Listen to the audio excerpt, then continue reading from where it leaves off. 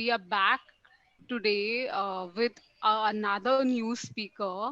Um, Her name is Swara Patil, and she's a very special speaker. Why do I say she's so special? You know, uh, because she started a small dream when she was way younger, like 16 years old, and she actually moved it forward to make a movement out of it. Also, we have always not taken small things seriously.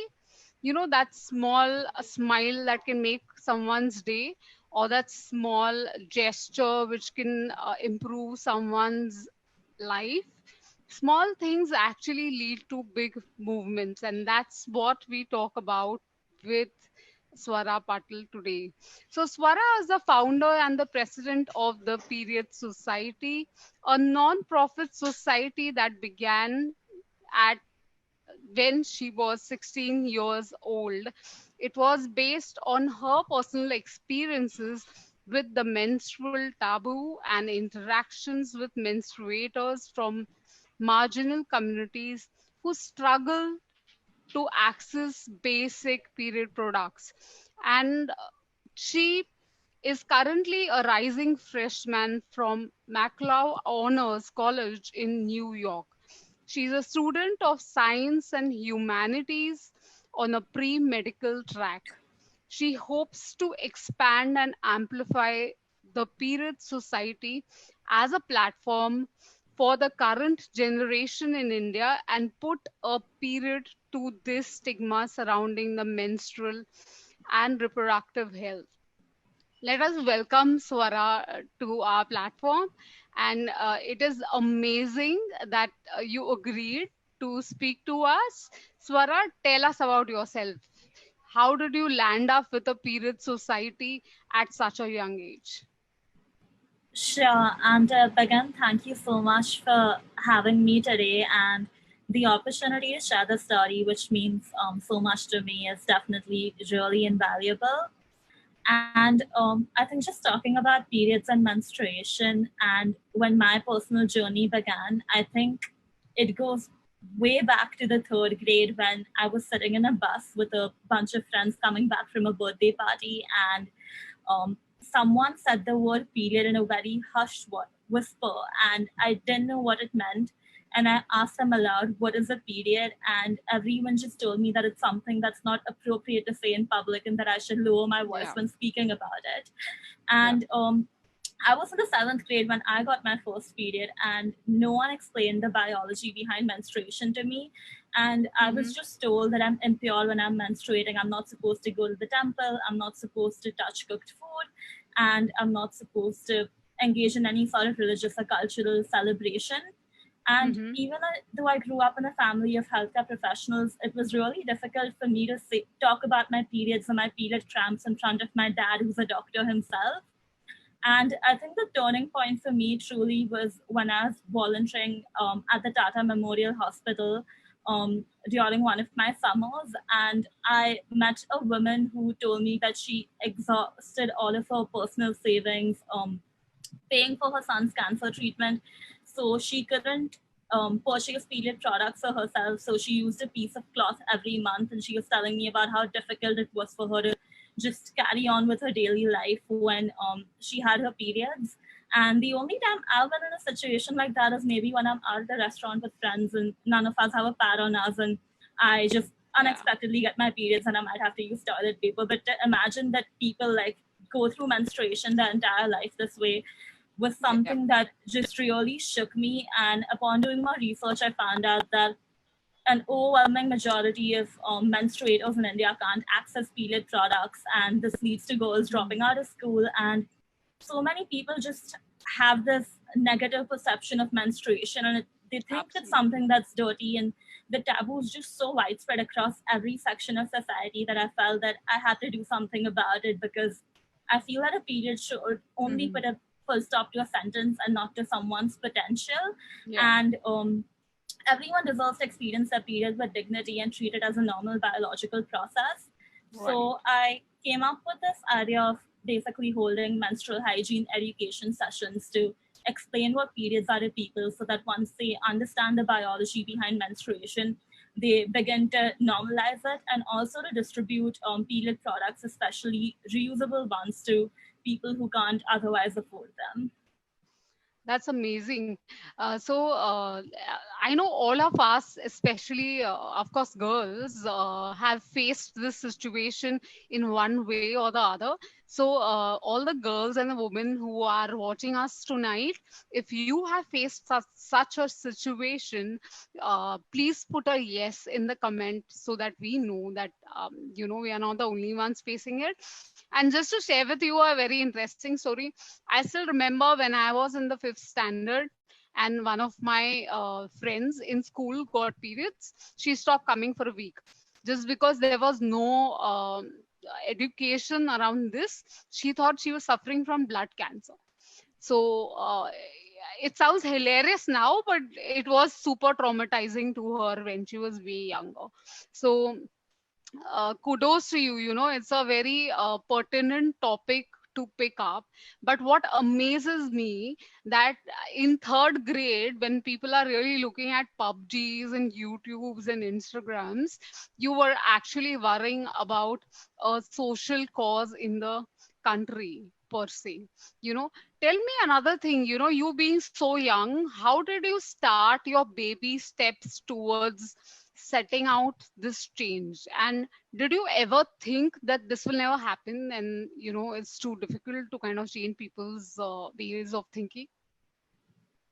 So I think the baby steps of change, as I say, charity begins at home. For me, it definitely began at home because before I went out and I preached to people about how they should normalize periods or how menstruation's a normal process, I think my first battle was within the household because I remember that since I was in the seventh grade, every time there was Ganesh Chaturthi and I got my periods, like there would be a whole argument at home about me wanting to go out and visit people, and my mom telling me that it's not okay to do so because like I'm impure and I'm just shedding bad energy in those days.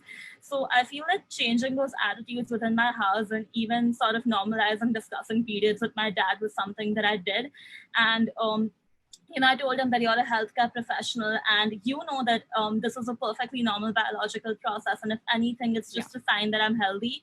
And to get my parents talking about periods normally with me and, just making the word something that was completely normal and that I could bring up at the dinner table at our house was my first baby step. But talking about Mm-hmm. going out into communities and making a change and, helping Mm-hmm. them access period products or sort of look at periods differently was something that I really questioned myself accomplishing at Mm-hmm. the age of 16 because I felt that at the end of the day, people might think that I'm a kid or, my age might disengage my worth.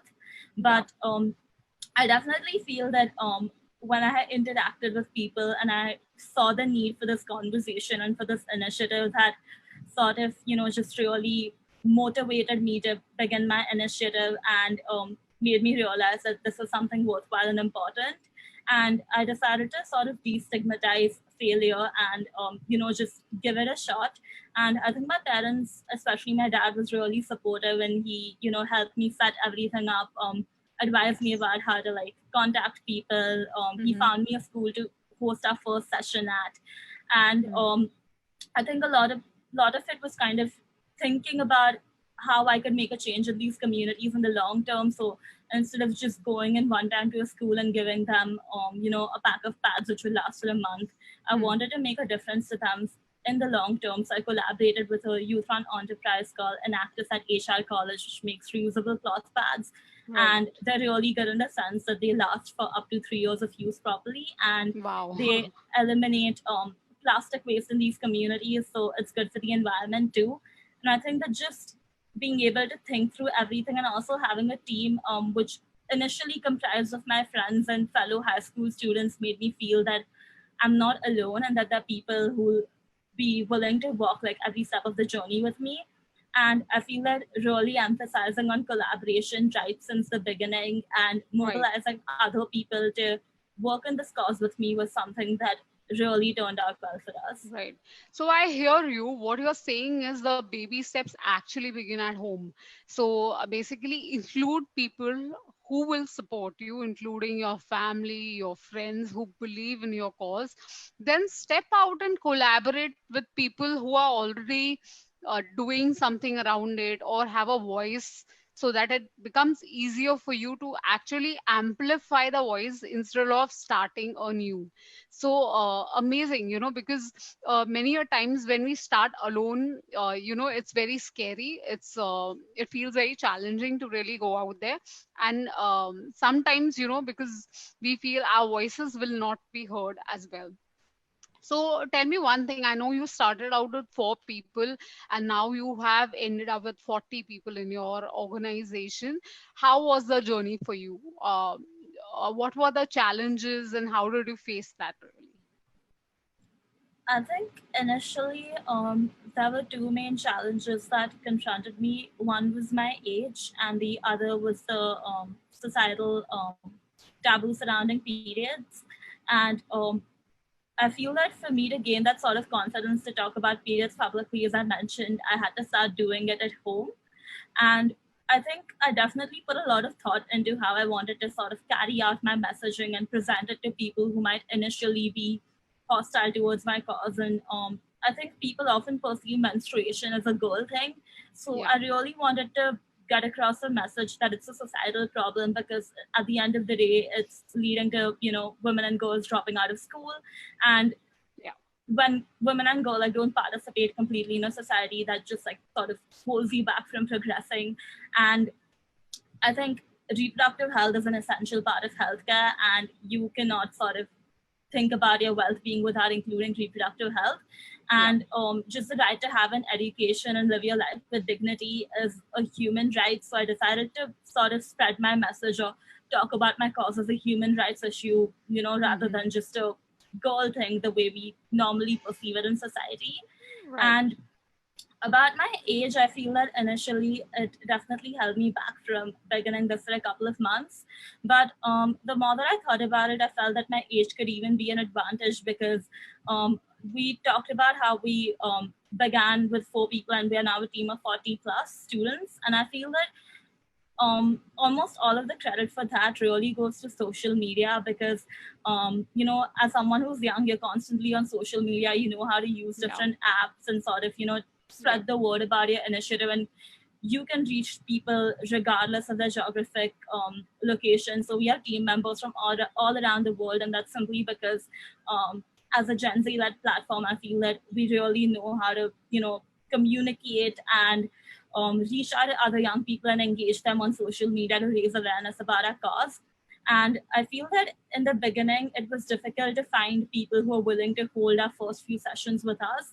Right. But I think reaching out to Inactive, which is also a completely youth run organization, was Hmm. really beneficial for us, because I feel that they somewhat knew where we were coming from, because they're run by students as well.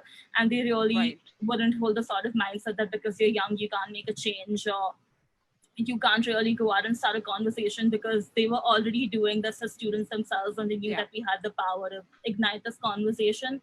So I feel that really looking out for like-minded people and organizations to collaborate with in the beginning helped out, because once we had our first couple sessions and people knew about our work, that definitely built our credibility. And from then on, things definitely got a lot more easier in terms of reaching out and like having new chapters and conducting further sessions, because we already have a record Right. of like doing this work and doing it Right. properly, and Right. implementing change in communities. So then I also understand from your journey, basically, it is a lot about connecting with people who have like vision and are like minded. And always, I loved this aspect, what you mentioned, Swara. And I think this is very relatable to any change that each one of us is trying to make. Is when you're looking at something which you don't like and you want to change it, you may want to look at it from a bigger picture, like, not limiting menstrual health to female hygiene only, but moving it to a bigger picture of human rights, because it leads to a lot of dropouts from school. It also will be changed if the men participate effectively in this whole movement. So you have to be really inclusive and include all of it. Plus, social media is super powerful. So yes, guys, if you use positively, you can see how Swara's team has really connected to people all over the world. I know that they have chapters across the world, which is amazing. And the power of social media cannot be underrated. So I have Nishat saying menstruation or menopause often has been a great taboo aspect in our societies. Yes, it has been a great taboo in our societies. So, Swara, what is the kind of work your organization does? It'll be interesting for us to understand that apart from just helping the women understand about menstrual hygiene, what is it that you also look at? And how did you think of scaling it up and moving it ahead and transforming this from an idea to a movement, actually? So the primary work that you mentioned, like basically a foundation, is conducting menstrual hygiene education sessions and distributing period products, sustainable or not, depending on the water assessment that we conduct of the areas that we're working in. But rather than something that I was doing individually, I really wanted this to be a platform for Gen Z to sort of, pioneer conversations about Yeah, periods and like make their own communities more period positive. So within India, we came up with a chapter model so that students could access all of our resources, our content. We could probably help them with fundraising or provide them with grants, so they could take our programs and implement them within their own community, so that we aren't geographically restricted to Mumbai, where I'm based from. yeah, And talking about abroad, we have global initiatives where we spread awareness about our work and like hold dialogues about menstruation. But we also plan to have like an upcoming mentorship program where we help students outside of India who best understand their own communities about how they can take the menstrual movement forward within their communities, and begin their own initiatives to help out menstruators within their regions and conduct service. So I feel that we're definitely an advocacy platform as much as we do yeah, on ground work. And right, a large part of the work and the way we've expanded is definitely getting Gen Z to take the lead for the menstrual movement, because I know that this generation is really passionate about creating this change, and rather than letting someone else like speak up for issues that they care right. about or someone else to implement change, they're ready to take things in their own hands. And I just wanted my nonprofit to be a platform for them to have the resources to do so. Right. So, connect with people to speak up at different platforms is a very key thing. So, if we have a change that we want to bring about, and if we just keep it to ourselves, thinking that people will copy our idea or we should not put it out, it's not going to work. You have to speak about it, connect to people, decentralize. I think this is something which I observed in Swara's organization. Her organization is completely decentralized, so there is no one leader in it.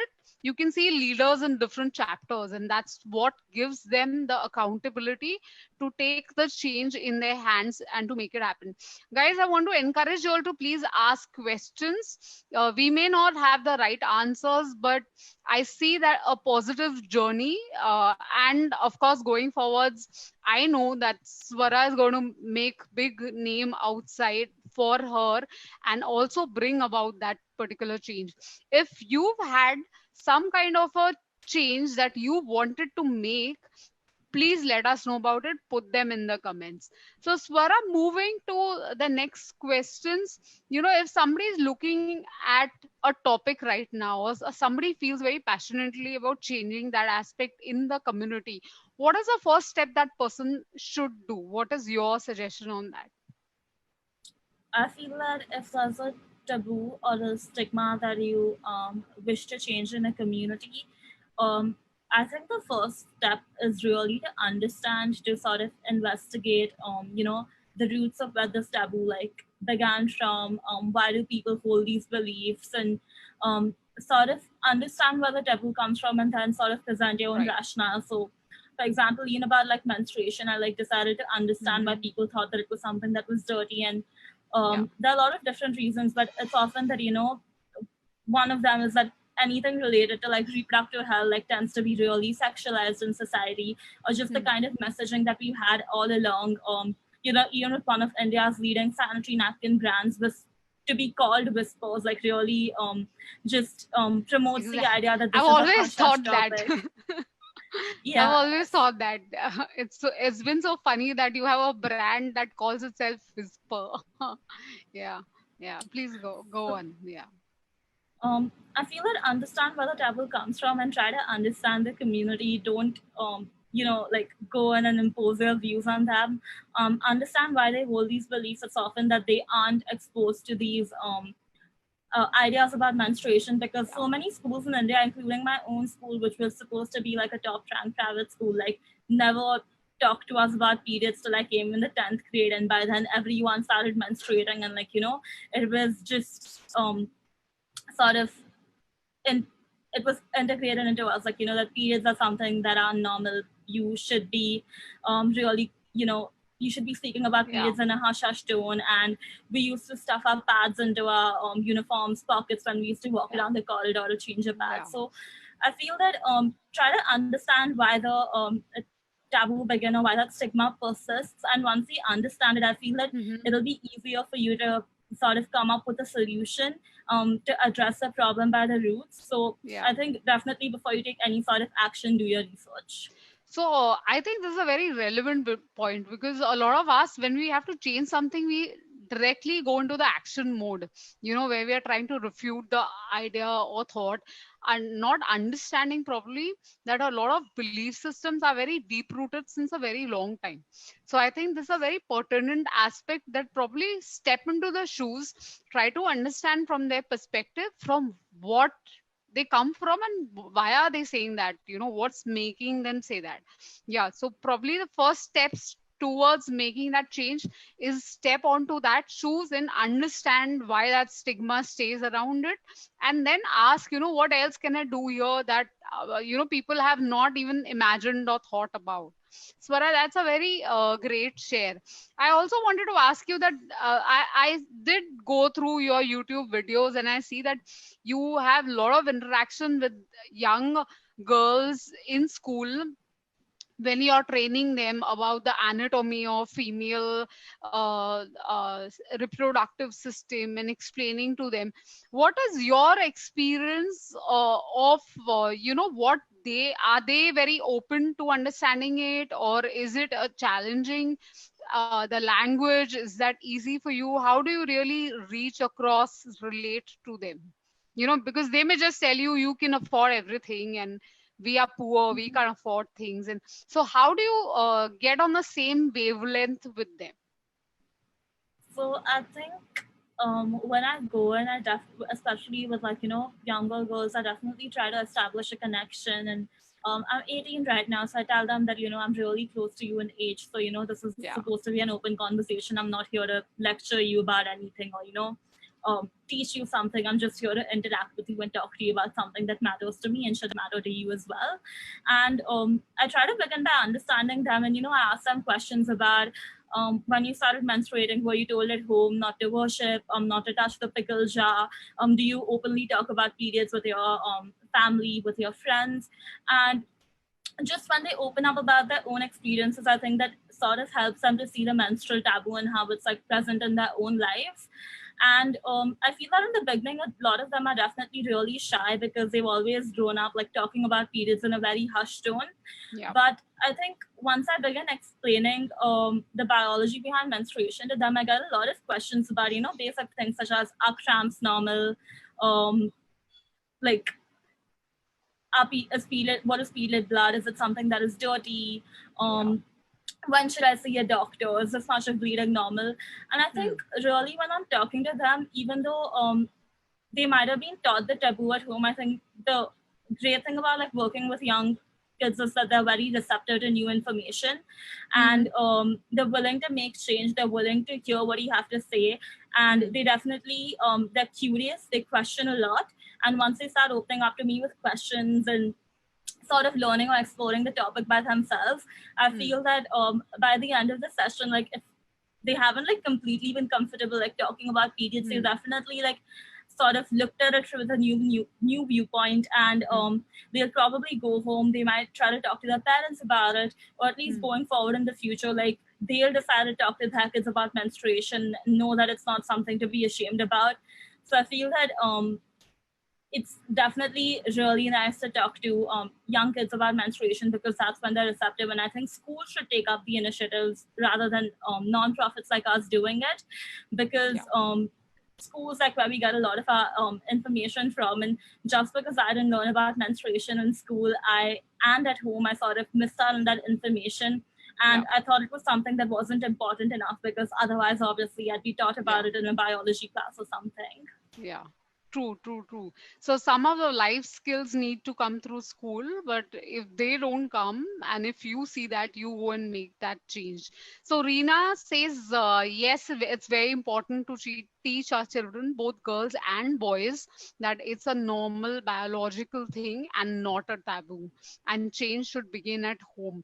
So I hope that every parent watching this talk will take that bit and make that change in their children's life, where they go to their son as well as their daughter and talk to them about menstruation, which is a normal biological function, rather than using hushes around it, really.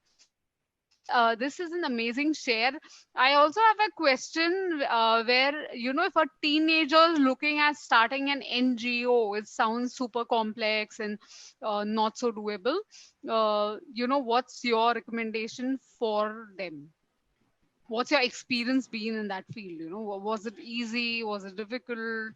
You need a lawyer, or you can just do it? So I feel that something that you definitely need, like beginning any initiative, and I feel at any point of time, is like just um, don't be ashamed of asking for mentorship. Like try to get as much mentorship as Yeah, you can because um, like troubleshooting your problems with other people, like putting your ideas with other people, like the yeah. sort of loopholes that adults in my life pointed out to me, or I reached out to activists at my high school or students who are already involved in nonprofits and just speaking to them. I think I got so much of an insight, but also like felt that I wasn't the only one doing this because now I knew about other people who'd done these things as students. I'd learned from their Mm-hmm. mistakes. I'd learned from their experiences. They had advice to provide me, and rather than just like going in with my own perspective, I saw what my initiative was like from the viewpoint of other people. And about getting registered, I don't Mm-hmm. think that is absolutely necessary. There are a lot of ways that you can Right, get around it. So right. my family has a trust for my grandfather, and we operate as an initiative of that trust in India. So we're able to Mm. receive donations to buy pads in India Mm. via the trust. Or I feel that even collaborating with other existing NGOs or entities is a great way for you to Yeah, begin your own initiative. And I also right. know a lot of other students who run initiatives which are non-registered. So I feel Mm-hmm. like definitely reach out to adults, or friends, or people you trust, or people you can look up to for mentorship. And I feel that that'll definitely be an amazing resource for you as you begin your Yeah. own initiative. So this is amazing. So basically what I hear is, don't wait for everything to become perfect for you before you can start. Just get started, and everything will fall in place. The second, what she said, and which is so important, is don't be shy to ask for help. Okay, or ask for a mentorship. There is always someone out there who will believe and trust you, depending on how much you trust your cause and how much you believe yourself. And so don't shy away from asking for mentorship. And when you have that mentorship, please never give up. Just keep going and keep going, and you will meet people on the way. So, Swara, we come to the topic of our discussion today, which talks about 5 ways to make that difference to the community. And I want to ask you, I know you and me may not be experts in this, but I can see that you have a lot of experience in this transformation. So I want to know, based on your experience, what are the 5 steps that one can take in order to make that difference in the community? So, just based on personal experience, I Yes. feel the first step is definitely to question. if there's something that a community has been following, be it a social norm, a practice, a rule, and that doesn't sit right with you, and you feel uncomfortable following it, there's no rationale, and they just ask you to blindly follow it almost like a superstition, or Yeah. there's something that you feel that needs to be changed, don't be afraid to question.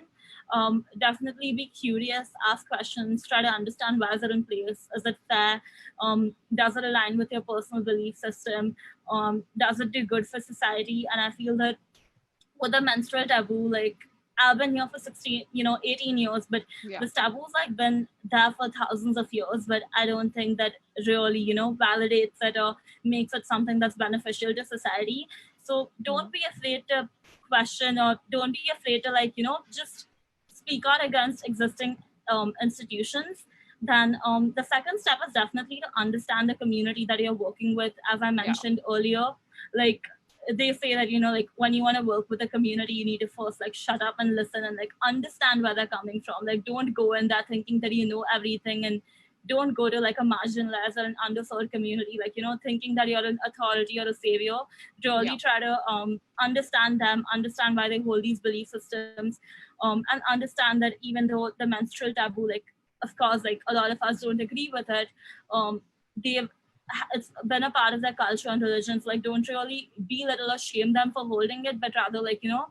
look at a way you can reform that belief system, or sort of allow them to, like, dissociate from it. Mm. And definitely listen to their needs. Like even Mm. personally, like when I conduct a session, like I have to make sure that the community like wants the reusable cloth pads that we're trying to distribute, because if they don't have access to water supply, or they live in an area where there's like low rainfall, it's really difficult Yeah. for them to manage the pads Yeah. and they're of no use. So Mm. really try to understand where these communities are coming from, Mm.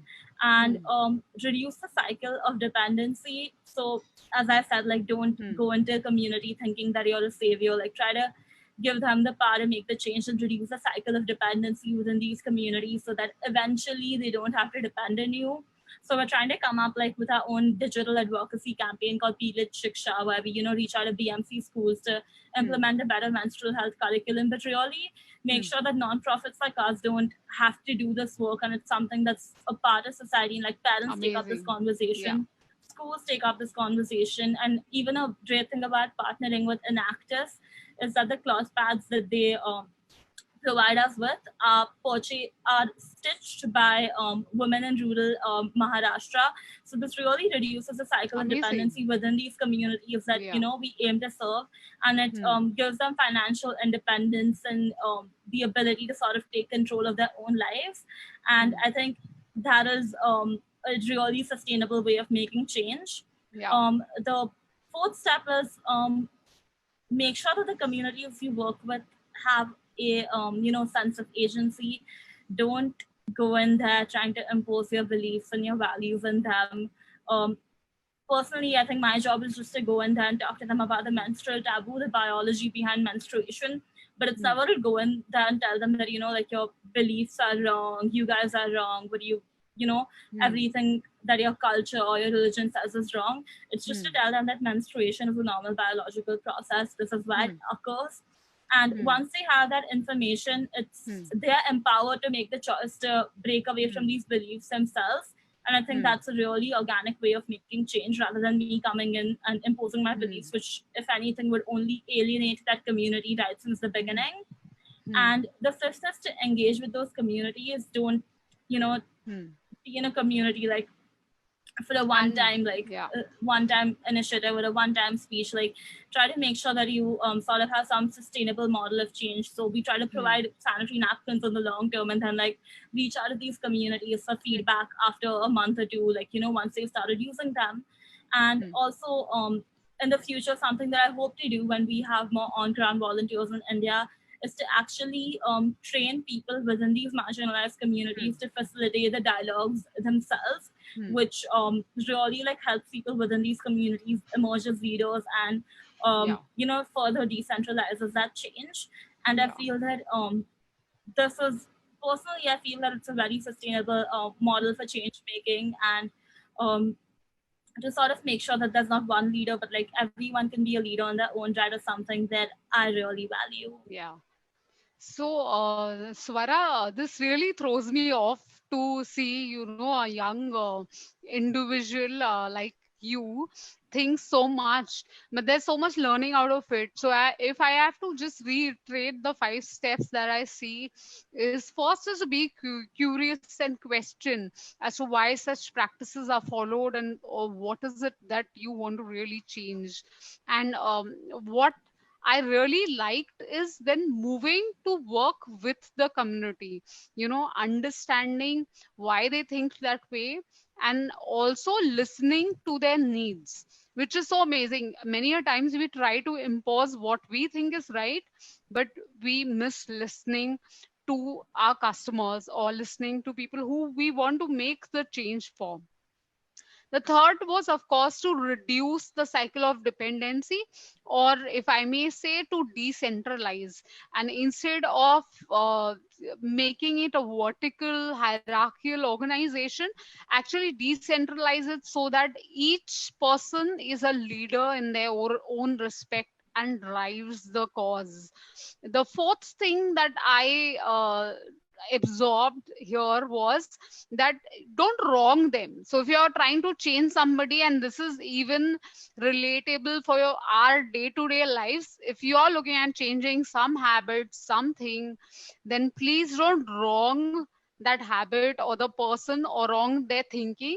Just give them information, give them facts, and empower them to make a choice, because the change that comes out of a choice is here to stay, it's permanent. And of course, last that you said, the fifth one, the most important one as well, is to engage with the community on an ongoing basis, to be persistent and to be there for them, hand holding them throughout their journey. Amazing, Swara. I think if each one of us who's looking at making that small change in the community puts these steps in places, we can definitely move ahead from working alone to having a community coming together for that particular cause. I have a question from the audience who says that who supported you at the start to take this very bold step? Who was that an external empowerment, or how did you really go about doing that? I think I'd say that three categories of people. The first is Okay. definitely family, and just because I started having those conversations at home, like earlier on, and sort of asserting my beliefs and talking to my parents about this. By the time I started, I feel like my dad was one of the most vocal advocates of my work, and from early on, like where we couldn't, like we had really awkward conversations whenever I went up to him for a pill, like whenever I had period cramps, to my dad like actually driving me and being present at every single session. And I remember all the other male dignitaries, like, would usually stand at the back and observe, but dad would be in the Yeah. front, like distributing these kits from his own hands. So Yeah. I feel that having that support, like from my family, definitely meant a lot. I'd say friends, my cousin Shreya, my best friend Samiksha, they Right. were there with me, like, and they're still on our team and like leading the period society right since the beginning. So I feel that without their support and without them, like contributing so much, this initiative like probably wouldn't exist. And I'd also say that an active is a huge part of this because they agreed to collaborate with us on sessions. They found places for us to hold sessions at in the beginning, and I definitely love the cloth pads because they're super affordable, like in the long term, and they are sourced from women in rural Maharashtra, so it really reduces cycle dependency and helped me in my own change making. So I feel that I definitely owe a lot of what the period society is to these people in the beginning. Okay. Amazing. So, Swara, tell me, what's your vision going forward? How are you looking at scaling this period society, and where do you want to go really from here? So in the future, I definitely hope to like take this organization or this movement across India and have period society chapters possibly in every state and union territory to carry on our work, and to also be able to fundraise or have the resources to provide period products to more communities in need. But if I talk about my ultimate vision, it's really to make sure that the government or entities that recognize the need for having conversations on menstruation and to really normalize it as a society so that one day, like as a nonprofit, we don't really have to exist anymore and we don't have to go in and have these conversations because parents are having Yeah. it with their kids, Yeah. educational institutions are having it with their students, and even men or people who don't menstruate like don't feel shy talking about periods, and it's just a very normal Yeah. word, a very normal conversation to have. And also Yeah. to make sure that the government and like other entities that recognize period products as basic needs. And definitely I've seen countries such as Scotland and New Zealand like Mm-hmm. start programs to Mm-hmm. offer menstrual hygiene products free of cost to the population, and I feel that India should implement that too. Just because period products shouldn't be a luxury for anyone, and their basic needs, which often put a person's dignity into question. Yeah. So that's the ultimate goal, or the ultimate sort of change that I hope to make with the society. Yeah. Amazing. So you make the society so independent that they don't need a NGO to support them. Amazing. Manpreet, thank you. Manpreet says great work, compliments not only for spreading awareness but also great work for women empowerment. And we have a lot of messages for Swara saying Maruti is saying good job, Swara. Congratulations and keep it up. So, guys, this is amazing, and I want to thank Swara. Before we really end the session, I want to share a very beautiful video that I came across, and that's my go to video every time I think that I want to quit.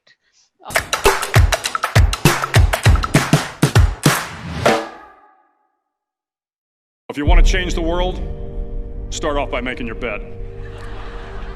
If you make your bed every morning, you will have accomplished the first task of the day. It will give you a small sense of pride, and it will encourage you to do another task, and another, and another. And by the end of the day, that one task completed will have turned into many tasks completed. Making your bed will also reinforce the fact that the little things in life matter. If you can't do the little things right, you'll never be able to do the big things right. And if by chance you have a miserable day, you will come home to a bed that is made, that you made. And a made bed gives you encouragement that tomorrow will be better. To pass SEAL training, there are a series of long swims that must be completed. One is the night swim. Before the swim, the instructors joyfully brief the students on all the species of sharks that inhabit the waters off San Clemente. They assure you, however, that no student has ever been eaten by a shark, at least not that they can remember. But you are also taught that if a shark begins to circle your position, stand your ground. Do not swim away. Do not act afraid. And if the shark, hungry for a midnight snack, darts towards you, then summons up all your strength and punch him in the snout, and he will turn and swim away. There are a lot of sharks in the world. If you hope to complete the swim, you will have to deal with them. So if you want to change the world, don't back down from the sharks. Over a few weeks of difficult training, my SEAL class, which started with 150 men, was down to just 42. Every time I feel I want to quit and I don't want to go ahead. And Swara, I want to thank you so much for coming down and showing us that small steps actually lead to a big movement and a big change. Do you have any last messages for all those young people who have a small little desire to bring about that change in the society and are just waiting with that desire, thinking what to do of it? What's your last message for them? So firstly, thank you so much for having me today, and I really enjoyed the conversation, and it means a lot to me to be able to talk about this. But for anyone who has like even a little desire to make a change and is wondering how to do so, just realize that change doesn't have to be grandiose. You don't even have to work with a nonprofit like ours, like conduct a menstrual hygiene education session or something to make a change. Like, just if this is an example of something that you're passionate about, you could just have a conversation at home, normalize it within your own circle, normalize it within your family. Probably ask your domestic help what they use when they have their periods, and if they can't afford sanitary napkins, maybe provide them with that. And I think that is making a change.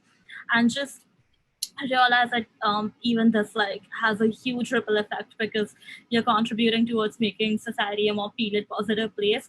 So likewise, if there's any issue, like be it gender empowerment, menstrual health education that you care about, I feel that even little things that you do can translate and do a huge impact. So I think don't look at the size of the action, but more of like the intention behind it.